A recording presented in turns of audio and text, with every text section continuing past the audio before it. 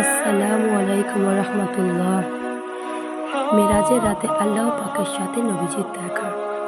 আমার নবীজি সাল্লাল্লাহু আলাইহি সাল্লাম যখন মেরাজের রাত্রে আল্লাহ পাকের সাথে দেখা করে আসছিলেন, তখন তিনি বললেন, প্রভু গো, আমি যখন দুনিয়াতে গিয়ে আমার উম্মতকে বলবো যে আমি আল্লাহ পাকের সাথে দেখা করে আসলাম, মেরাজ করে আসলাম, তখন আমার উম্মতেরা কাঁদবে আর বলবে, আহারে, আমার আল্লাহর সাথে দেখা করতে পারলাম না।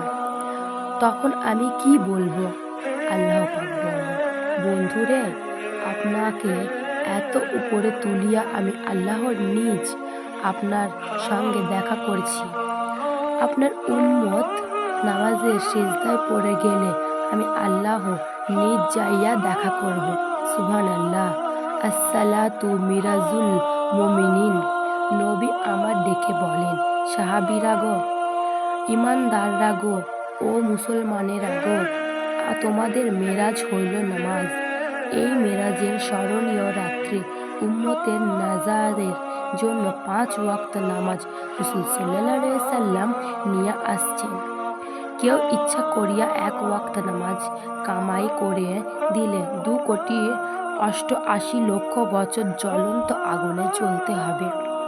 বোনেরা আমার, ইহা আমার কথা নয়, আমার বাবার কথা নয়, সমস্ত জাহান নামের সর্বশ্রেষ্ঠ নবী জনাবে রাসূল সাল্লাল্লাহু আলাইহি সাল্লাম এর কথা। আবু দাউস কমরকন্দি কুররাতুল উয়ুন গ্রন্থে হুজুর সাল্লাল্লাহু আলাইহি সাল্লাম এরশাদ নকল করেছেন যে, যে ব্যক্তি জানিয়া শুনিয়া 1 ওয়াক্ত নামাজ ছাড়িয়া দেয়, তাহার নাম জাহান্নামের দরজায় লিখিয়া দেওয়া হয় এবং তাহাকে উহাতে অবশ্যই প্রবেশ করতে হইবে।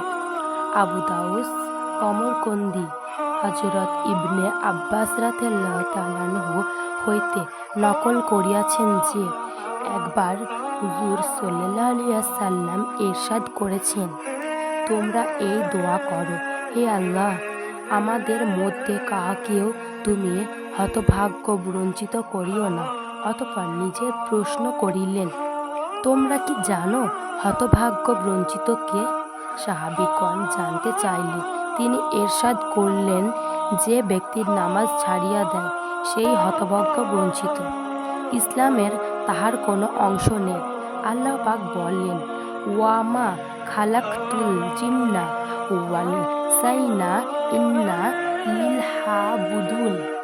আমি জিন জাতি আর মানুষ জাতিকে শুধুমাত্র আমার ইবাদতের জন্য সৃষ্টি করেছি। সূরা আয-জারিয়াতুল আয়াত নম্বর 56। নামাজ ঈমানদারদের জন্য মেরাজ সমতুল্য। আল্লাহ পাক নামাজের প্রথম সিজদায় মানুষকে জানাইয়া দেন যে, তোমার এই মাটি দিয়া সৃষ্টি করিয়াছি।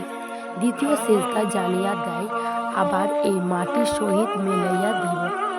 আল্লাহু আকবার বলিয়া দাঁড়াইবার সময় জানাইয়া দেয়, কিয়ামতের দিন আবার এই মাটি হইতে জীবিত করিয়া দাঁড় করাইব। আবার নামাজ ব্যতীত কেউই ওলিয়ে আল্লাহর দরজায় পৌঁছাতে পারে না।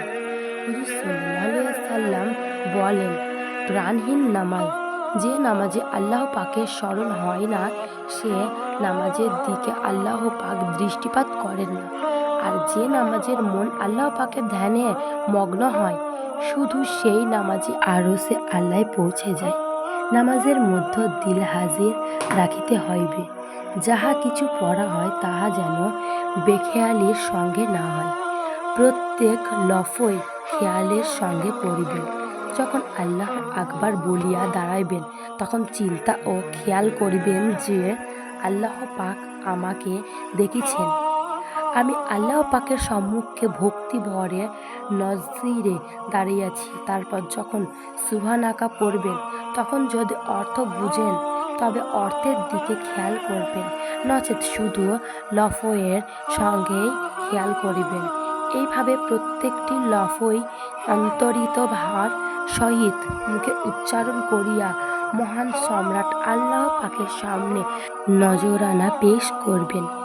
যদি অমনোযোগী হন তবে আল্লাহ পাক ভীষণ রাগ করবেন। এই রূপে প্রত্যেক লফজের জন্য পৃথক পৃথক নতুনভাবে খেয়াল করিয়া লইবেন। আমি এখন আলহামদু সূরার এই লফজ পড়িতেছি। যখন অন্য কোনো সূরা পড়িবেন সব সময় এইভাবে খেয়াল করিবেন এবং আল্লাহ পাকের সম্মুখে মাথা নত করিয়া দাসীর মতো ভক্তির পরিচয় দিবেন। অতঃপর ভক্তির সহিত রুকুতে গিয়ে পড়িবেন সুবহানা রব্বিয়াল আজিম, অর্থাৎ আমার সেই রবের পবিত্রতা ঘোষণা করি যিনি বড়, আমি দুর্বল। ঘাড় নড়াইয়া দিয়া স্বীকার করি যে, হে আল্লাহ, তোমার আদেশের সম্মুখে মাথা নত করিলাম এবং তোমার বন্দিগীকে মাথার উপরে উঠাইলাম। আমার পাপিষ্ঠ দেহ তোমার দরবারে হাজির করলাম। নিশ্চয় তোমার মহত্বের নিকটে আমি নতশির। যখন মাথাকে মাটিতে লুটাইয়া সিজদায় পড়িয়া যাইবে তখন খেয়াল করিবেন যে, হে আল্লাহ, আমি আপনার সম্মুখে মাথা মাটিতে লুটাইয়া আপনার দয়া ও সাহায্য প্রার্থনা করিয়া কান্নাকাটি করিতেছি, এই মনে করিয়া পড়িবে সুবহানা রব্বিয়াল আলা। আমার সেই রবের পবিত্রতা ঘোষণা করি যিনি সকল বড়ই বড়। কপাল, চক্ষু, কর্ণ, নসিকা মাটিতে লুটাইয়া আপনার দরবারে গোলামীর চরম নিদর্শন দেখাইলাম। আপনি আমার উপর দয়া ও মেহেরবানি করেন। যে শব্দ মুখে পড়িবেন খেয়াল ও ওই দিকেই করিবেন। এই রূপে শেষ পর্যন্ত খেয়ালের সঙ্গে নামাজ শেষ করিবেন। তাড়াহুড়ো করে শুধু মুখস্থ পড়িয়া যাইবেন না। মন এদিকে সেদিকে ছুটিয়া গেলে জোর করিয়া মনকে আটকিয়ে আনিবেন। এইরূপ কিছুদিন অভ্যাস করিলে আর মন এদিক সেদিক যাইবে না। তখন দেখবেন যে নামাজ ন্যায় মজার জিনিস আর কিছুই নাই।